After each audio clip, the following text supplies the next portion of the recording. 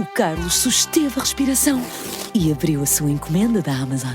É um novo aspirador robô que vai deixar o seu chão impecável por um preço muito mais baixo do que ele estava à espera. Para o Carlos, é 5 estrelas.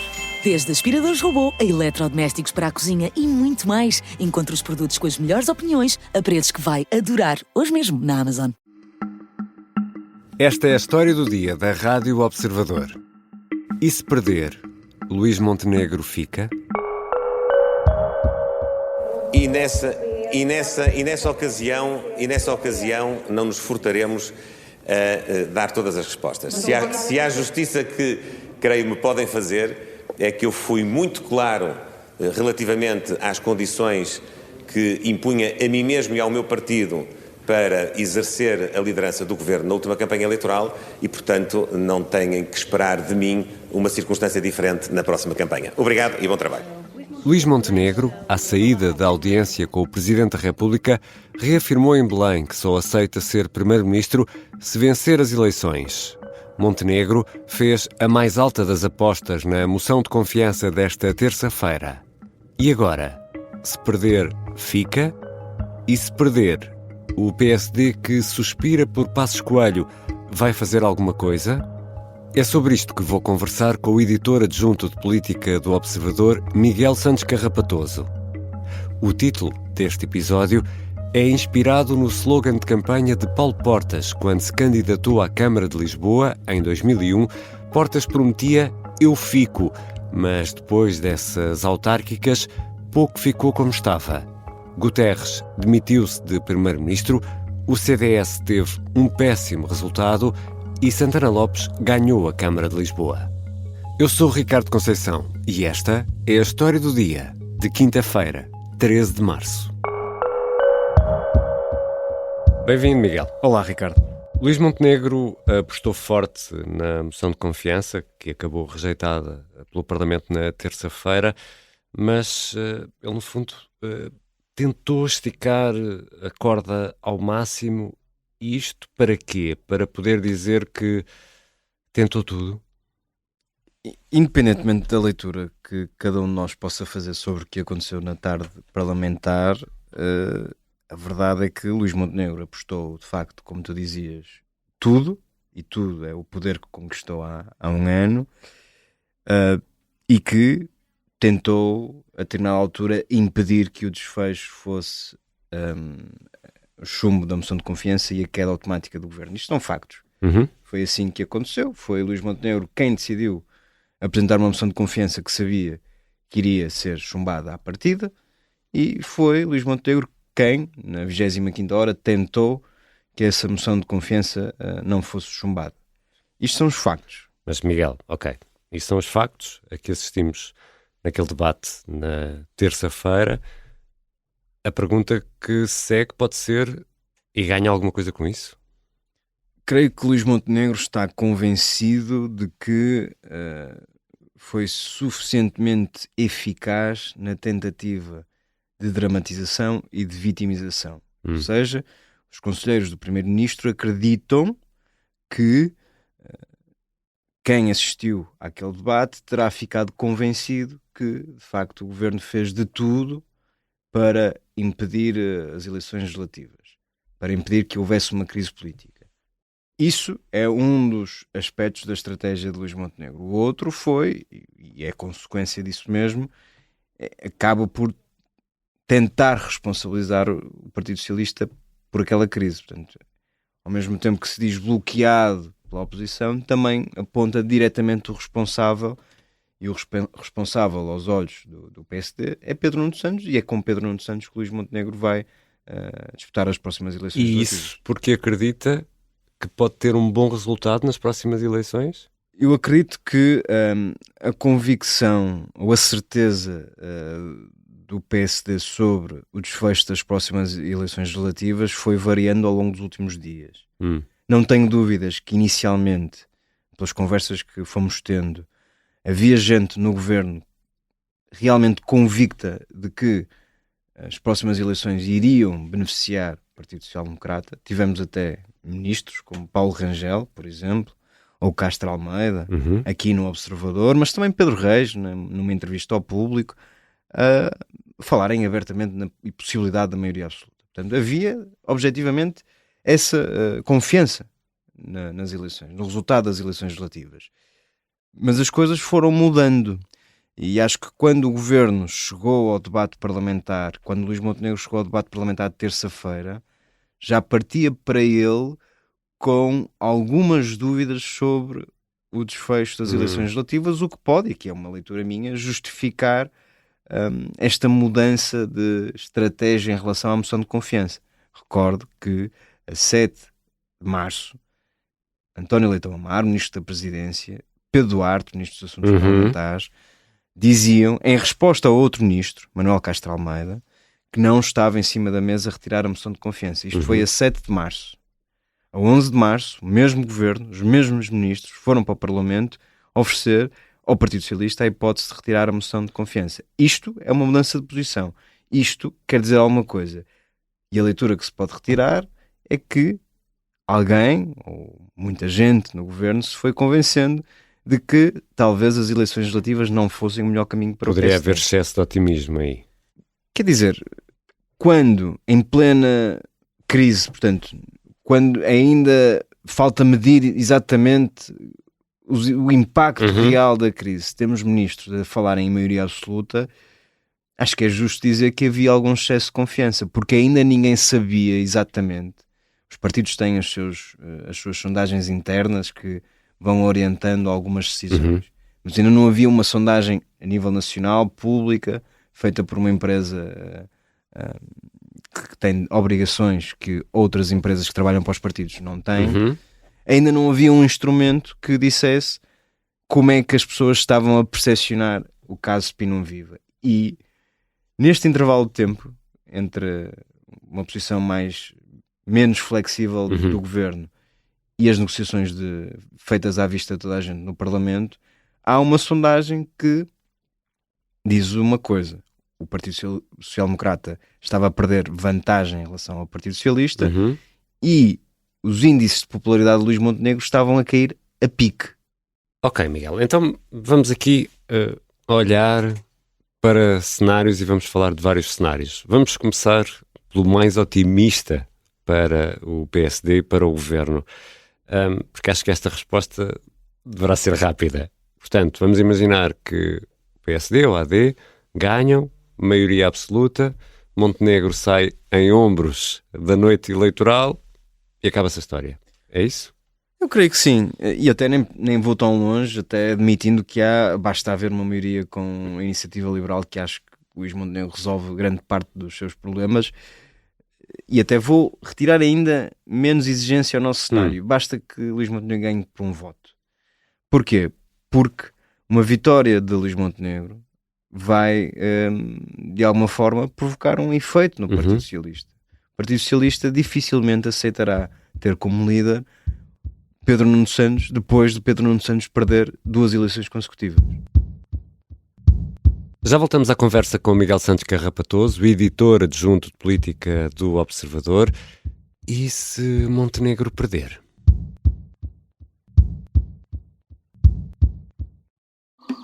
Sente-se seguro aqui dentro. Eu, se quisesse, tinha chegado aqui, matava ou ia-me embora, ninguém dava por aí. Esta é a história de Jorge Jardim, o agente secreto que parecia um simples homem de negócios, mas liderou missões perigosas em todo o mundo, tentou criar um país e foi pai de um clã de mulheres aventureiras. Filho, isto nunca podes dizer a ninguém. Isto é absolutamente confidencial. O Misterioso Engenheiro Jardim é uma série para ouvir em 6 episódios e faz parte dos Podcast Plus do Observador. É narrada por mim, Lourenço Ortigão, e tem banda sonora original dos HMB. Estreia a 18 de março. Os Podcast Plus do Observador têm o apoio da Kia. O Carlos susteve a respiração e abriu a sua encomenda da Amazon. É um novo aspirador robô que vai deixar o seu chão impecável por um preço muito mais baixo do que ele estava à espera. Para o Carlos, é 5 estrelas. Desde aspiradores robô a eletrodomésticos para a cozinha e muito mais. Encontre os produtos com as melhores opiniões a preços que vai adorar hoje mesmo na Amazon. Estamos de regresso à conversa com o Miguel Santos Carrapatoso, editor adjunto de política do Observador. Miguel, vamos então agora imaginar, nesse cenário, que Luís Montenegro vence, mas não vence com a maioria. A Iniciativa Liberal também fica aquém das expectativas que têm sido geradas também nos últimos dias, e o Chega mantém-se ali forte, com aquela bancada robusta. O não é não de Luís Montenegro ao Chega mantém-se? Eu creio que sim, e digo isto não por ter conversado com Luís Montenegro sobre isso, mas por tudo aquilo que o Primeiro-Ministro tem dito. Ainda recentemente reafirmou a entrevista à TVI, disse que não governará com o Chega e disse também que não governará se ficar em segundo lugar. E depois há que ver tudo o que aconteceu ao longo deste ano de legislatura. André Ventura chegou a sugerir que tinha havido reuniões secretas com Luís Montenegro por altura do Orçamento do Estado. Luís Montenegro disse de todas as formas possíveis que não confia em André Ventura. Portanto, como é que é possível imaginar que isso venha a mudar? Acho que se há alguma coisa que se tornou evidente para este PSD, sublinho, para este PSD, é que André Ventura não é um parceiro confiável e, portanto, Luís Montenegro não vai voltar a essa página. André Ventura está definitivamente arredado de qualquer solução que seja liderada por Luís Montenegro. E acrescento outro aspecto importante, e é importante porque é isto que norteia a estratégia da Aliança Democrática neste momento, que é a convicção de que, ganhando por um único voto, o Partido Socialista vai entrar numa convulsão interna e sentir-se-á, de alguma forma, condicionado para derrubar imediatamente a seguir o governo. Ou seja, o Partido Socialista perde, Pedro Nuno Santos fica com a cabeça a prémio, não sabemos se sai ou se não, isso depende dos eleitores, dos militantes do Partido Socialista, mas é altamente improvável que semanas depois o mesmo Pedro Nuno Santos venha a derrubar Luís Montenegro, chumbando-lhe, por exemplo, um programa de governo. Pedro Nuno Santos não fez isto no arranque desta legislatura, tem dito nos últimos dias que espera que o Partido Social Democrata respeite quem venceu as eleições e, portanto, Pedro Nuno Santos, se perder as eleições, em coerência, também tem de permitir a Luís Montenegro que governe. Deixa-me ir falaste agora nisso, e isto é um ponto central também de toda esta conversa, só para ficar bem esclarecido até para quem não acompanha tudo isto diariamente ou hora a hora. Na campanha para as eleições legislativas de 2024, Luís Montenegro anunciou que se ficasse em segundo, não ficava. Ou seja, esta posição mantém-se. Se não for o partido mais votado, se a AD não for a coligação mais votada nas eleições, Montenegro não forma governo, é isso? Não forma governo, a garantia é do próprio. Há pouco falava da entrevista que deu recentemente à TVI, onde reiterou que só governará se ficar em primeiro lugar, e depois há uma série de posições já assumidas pelos seus ministros, mais uma vez, Paulo Rangel, Manuel Castro Almeida, aquele que, não sendo ministro, é o braço direito de Luís Montenegro, Hugo Soares. Todos têm dito que o PSD só governará se ficar em primeiro lugar. Se vencer as eleições por um voto. E deixa o PS governar, não é? E deixa o Partido Socialista governar. Agora, é preciso saber quem é que mandará no PSD nessa altura. Então, vamos chegar aqui a outro cenário, que é, calma, amigos ouvintes, nós vamos explicar isto, os vários cenários, porque todos eles acabam por ser possíveis. Vamos imaginar que o PSD não é, ou a AD não é a coligação mais votada, mas há uma maioria de centro-direita, com Chega, Iniciativa Liberal e AD, por exemplo. Aí Montenegro não assume a presidência do governo, ou não assume o lugar de primeiro-ministro? Não assume por aquilo que dizia há instantes. Luís Montenegro definiu para si uma regra muito clara: só governa se ficar em primeiro lugar. Isso mantém-se atual. E aí não vai haver uma mensagem, um telefonema para Pedro Passos Coelho? Já lá vamos. Deixa-me só acrescentar, ou melhor, corrigir uma coisa que disseste há instantes, que é sobre esta questão dos cenários. É verdade que nós tós o vício de cenarizar muito, nós jornalistas e quem está a comentar e a analisar o que se vai passando. Mas acho que estas eleições, ao contrário das outras, são muito mais simples. Estas eleições são do mata-mata. Se Luís Montenegro ganhar, Pedro Nuno Santos sai. Se Pedro Nuno Santos ganhar, Luís Montenegro sai. Isto parece-me cristalino. Há pouco dizíamos que se Pedro Nuno Santos perder... Isso é se partires do conceito que não há, do terceiro excluído, que não há uma terceira hipótese. Sim, vamos tentar mantermos no domínio do razoável. Mas há pouco dizíamos que se Pedro Nuno Santos sair, o Partido Socialista vai precisar de tempo para se reorganizar, provavelmente vai haver um desafio à liderança, vai haver alguém a ambicionar e a tentar enfrentar Pedro Nuno Santos, portanto vai ser um tempo de grande turbulência para o Partido Socialista. Ora, a mesma regra aplica-se ao Partido Social Democrata. Claro. Se Luís Montenegro perder, das duas uma, ou sai pelo próprio pé, e nós tivemos uma entrevista recente do Hugo Soares em que dizia que Luís Montenegro saberia retirar eleições do resultado eleitoral, o que indicia que poderia sair da liderança do PST. Portanto, ou sai pelo próprio pé, ou o partido faz-lhe o favor e aponta-lhe a porta de saída. Nesse caso, alguém terá de pegar no PSD, é uma inevitabilidade, não vai fechar portas o partido. E aí quem é que poderia ser? Há várias figuras, há vários quadros nesse sentido. Agora, os quadros mais, as figuras mais relevantes do partido nesta fase estão todas comprometidas com Luís Montenegro e estão todas no governo. Há uma outra figura, Carlos Moedas, Presidente da Câmara Municipal de Lisboa, que veio manifestar total lealdade para com Luís Montenegro, está comprometido com a Câmara Municipal de Lisboa, o calendário não ajuda, enfim, não me parece que seja uma solução para pós-legislativas. No caso, mais uma vez, do Partido Social Democrata perder. E depois há a figura de sempre, que é Pedro Passos Coelho. Quando o PSD dá um espirro, toda a gente se volta para o antigo primeiro-ministro como se fosse a cura para todos os males.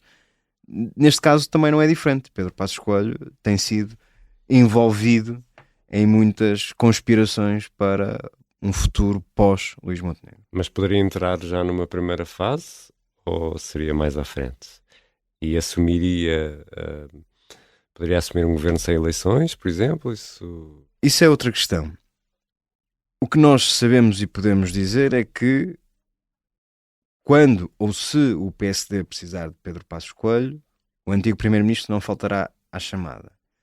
Coisa diferente é imaginar que num cenário de maioria à direita, em que o Partido Socialista, mais uma vez, em que o Partido Socialista ganha as eleições, mas há uma maioria à direita e há uma possibilidade de o PSD fazer uma geringonça. Aconteceu com o António Costa em 2015. Nem nesse cenário, melhor, nesse cenário, Pedro Passos Coelho não assumirá o cargo de Primeiro-Ministro. Podemos dizê-lo com algum grau de segurança. Porque o antigo Primeiro-Ministro quererá sempre, mesmo voltando à vida política ativa, quererá sempre sujeitar-se ao voto popular.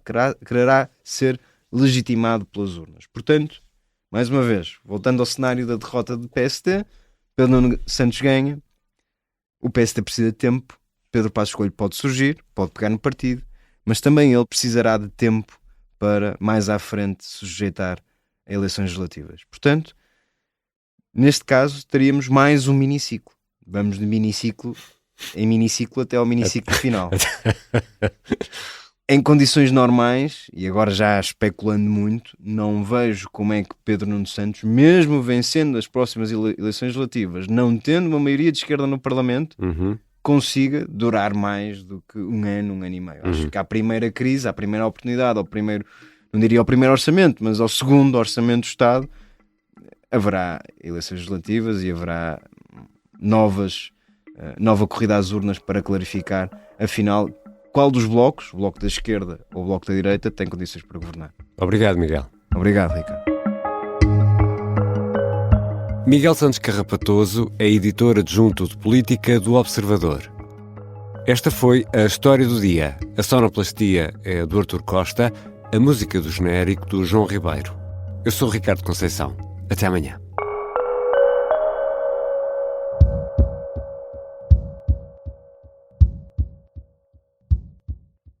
O Carlos susteve a respiração e abriu a sua encomenda da Amazon.